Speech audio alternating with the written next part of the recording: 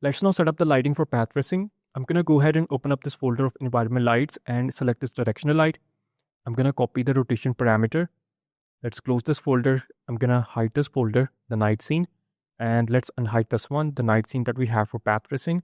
I'm going to open up this folder from here and let's select this directional light and I'm going to paste that rotation parameter in here.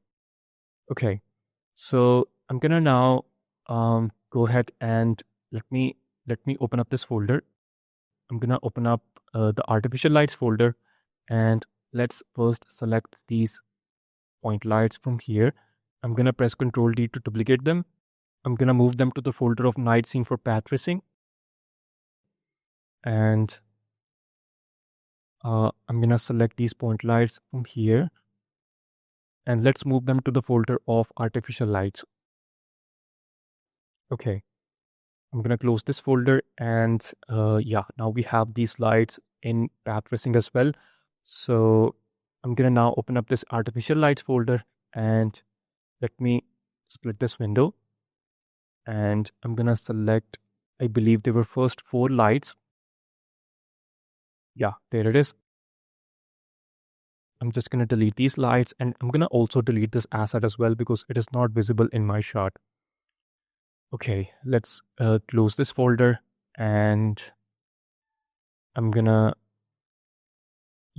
select these 3 point lights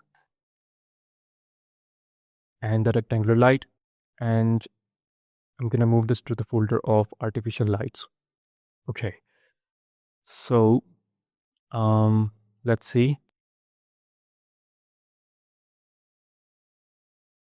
I'm just gonna adjust my view and let's enlarge this window and I'm just gonna enable the night scene that I have for Lumen and let's take a screenshot. And now I'm gonna hide this folder. Let's unhide this one and I'm gonna switch to path tracing and let's now give it some time to clear up all the noise. Okay, so it has cleared up all the noise. Let's take a screenshot and let's now open up these 2 screenshots and have a side-by-side comparison. Okay, so I've opened both of the screenshots inside Adobe Illustrator and straight away you can see that we have some noticeable differences. We can see that we have plenty of fog with Lumen in here in the background, but with path tracing we just don't have that much of a fog. And secondly, I can see that the intensity of the point lights in here is just a little bit too much as compared to Lumen. So I think we're going to have to decrease the intensity of the point lights in path tracing. So let's now go back into Unreal and make these changes. Okay, so I'm just going to go in here and first of all increase the intensity of the fog. I'm going to open up this folder and let me close this one.